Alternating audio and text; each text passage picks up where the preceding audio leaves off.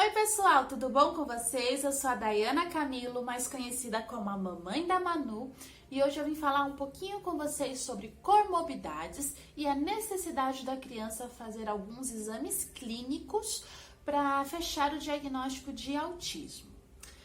Antes de começar o vídeo, eu já vou pedir para vocês deixarem o like de vocês no botãozinho de gostei, se inscrever no nosso canal se você ainda não é inscrito, compartilhar esse vídeo, deixar comentários sobre as experiências de vocês, que isso ajuda muito o nosso canal a crescer, tá bom? Vamos lá, gente. Sempre que eu escolho um tema para falar com vocês, é porque normalmente muitos pais entraram em contato comigo para perguntar a mesma coisa. E aí eu acho interessante fazer um vídeo para tirar dúvidas, já que é uma questão recorrente, tá? Muitos pais me questionam, se o autismo não é uma doença, por que eu preciso fazer exames clínicos no meu filho? Tá, vamos lá, gente.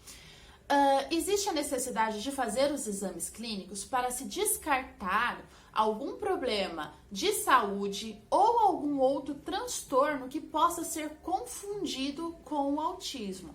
Também é necessário para que a gente verifique se, além do autismo, a criança não tem alguma comorbidade. O que é comorbidade? Comorbidade é quando a criança tem o diagnóstico de autismo e um segundo diagnóstico junto. Então, pode ser o autismo e transtorno do sono, autismo e hiperatividade, autismo e TDAH, autismo e epilepsia, enfim, outro diagnóstico além do autismo. Qual que é a grande importância da gente ter essa conclusão do diagnóstico exato? Gente, a gente precisa ter o diagnóstico exato porque cada criança é única. Cada criança tem uma linha para o tratamento a ser seguido. E é muito importante a gente ter o diagnóstico exato para saber qual é o caminho, qual que é essa linha reta para o melhor tratamento para a criança. Nesse momento que você tem um diagnóstico fechado, se é só autismo ou autismo e alguma outra comorbidade, a gente consegue definir quais são as melhores terapias adequadas para a criança, se há ou não a necessidade de incluir medicação no tratamento da criança, tá? O diagnóstico do autismo, ele é totalmente comportamental. Então, nesses exames, seja ele audiometria, seja ele o Bera, seja ele exames de sangue, fezes, urina, em nenhum deles vai chegar com o resultado de autismo. Esses exames são para comorbidades ou então para algum problema de saúde que a criança possa ter, que possa ser confundido com as características do autismo. Vamos dar um exemplo para vocês. A audiometria, ela é muito importante por quê? Porque muitas vezes o pai, ele questiona o neuropediatra. Meu filho não me atende quando eu chamo, meu filho não interage com as musiquinhas que ele escuta, o meu filho, ele é muito irritado, ele sempre tá chorando demais. E muitas vezes isso pode ser um problema auditivo. A criança pode não ter uma audição 100% e por isso ele não escuta quando o pai chama ele não entende quais são os comandos da musiquinha, que a musiquinha tá pedindo para bater palma, tá pedindo para bater o pé, ele não tá entendendo o que a musiquinha tá dizendo, por isso ele não consegue interagir com a musiquinha, repetir os movimentos. Às vezes a fala dele está prejudicada porque ele não consegue entender a pronúncia perfeitamente, então por isso muitas vezes ele troca algumas letras, porque ele fala como ele escuta. Muitas vezes a criança é irritada, é chorona, porque tem dor de cabeça, porque muitas pessoas que têm problema de audição ficam com aquele constante zumbido, aquele apito no ouvido. Então isso o dia inteiro na cabeça da criança pode deixar ela irritada, pode deixar ela com dor de cabeça, o que faz com que ela fique chorona, fique dengosa, fique manhosa, não queira conversar, não queira interagir. Então é tudo isso que esses exames são necessários, para que a gente possa ter a exatidão do que está acontecendo com a criança, para que assim a gente possa procurar qual que é o melhor caminho. A anemia é também uma doença que pode trazer muita confusão e ser confundida com o transtorno do autismo, porque a criança pode ficar muito molinha, muito apática, muito desanimada, sem ânimo para comer, sem ânimo para fazer nenhuma atividade, e isso o desenvolvimento dela pode cair, e aí também pode ser confundido com características do autismo. Então, tudo isso é importante. Quais foram os exames que foram solicitados para a Manu e quais a gente conseguiu fazer? Porque, infelizmente, nem sempre a gente consegue fazer todos os exames solicitados. E esse também foi o caso da Manu. Foi solicitado para a Manu um acompanhamento com o otorrino. Por causa disso que eu falei, a Manu sempre teve essas questões de ser muito irritada, tudo. E o otorrino solicitou pra gente o Bera e a audiometria completa com imitância. Também o otorrino, ele constatou que a Manu sempre teve muito acúmulo de cera no ouvido. Então, ele pediu para que a gente fizesse uma lavagem completa. A gente ficou, se eu não me engano, 10 ou 15 dias pingando uma gotinha no ouvido dela. E a gente notou que realmente ela tinha muito acúmulo de cera, porque já nos primeiros dias ela acordava já com o ouvidinho bem sujinho, escorrido.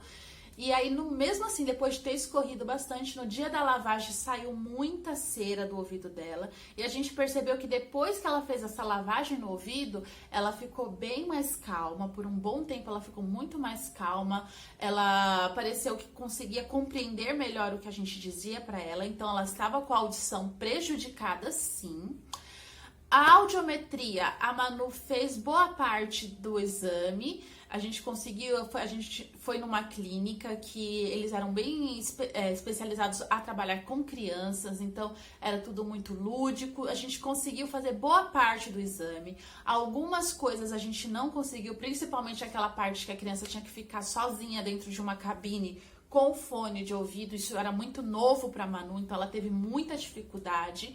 Então, em alguns momentos, o exame não foi 100% realizado com perfeição, mas foi um exame que foi considerado satisfatório para o otorrino, para conseguir algumas informações. O Bera, a gente não conseguiu fazer na Manu. Por quê? Porque no meu convênio, eles não faziam ele sedado. E pra Manu, por mais que sedar a Manu fosse uma coisa que me incomode muito, eu tinha consciência de que era necessário. Porque o Bera você precisa fazer com a criança dormindo ou pelo menos com a criança que consiga ficar por um bom tempo imóvel. Se eu não me engano, só pode fazer dormindo mesmo. E a Manu tem transtorno do sono. Então, eu não consigo programar o momento exato para a Manu dormir. Independente que eu deixe ela muito cansada, que eu deixe ela sem dormir por muito tempo, que eu leve pijaminha, isso, aquilo, eu não consigo. Até hoje, com 6 anos de idade, eu não consigo programar exatamente o sono da Manu. Eu consigo, assim, hoje, organizar que por volta de umas 7, 7 e meia da noite, a Manu esteja dormindo na caminha dela, com o pijaminha dela, depois eu contar uma história. Agora, levar ela para uma cama de hospital e falar, dorme, você precisa dormir agora, ainda mais sem nenhum uso de medicação, que também não podia dar nenhuma medicação, eu não consigo. E sedado não fazia, e pelo particular, para mim, era totalmente inacessível naquele período, então a gente não conseguiu fazer o Bera. O que o médico falou, vamos esperar o resultado da audiometria e imitância para verificar se vai ser obrigatório você fazer o Bera ou não. O resultado foi satisfatório para ele, conseguiu tirar todas as dúvidas dele e ele falou para mim que naquele momento não era necessário, por isso a gente não fez o Bera, tá? Quem conseguir, gente, por favor, faça. O correto é fazer tudo, tá bom? Eu sei que em alguns casos é complicado, como foi no meu, mas quem tiver a condição para fazer todos os exames, façam todos. A Manu também fez todos os exames clínicos, né, que é aquele sangue, fezes, urina. Eu sei que foi um exame bem completo, porque quando eu peguei o resultado eram várias páginas, né, então, e foram vários tubinhos de sangue que foram retirados da Manu, então eu sei que foi um exame bem completo. Graças a Deus não apresentou nenhuma coisa irregular nos exames dela.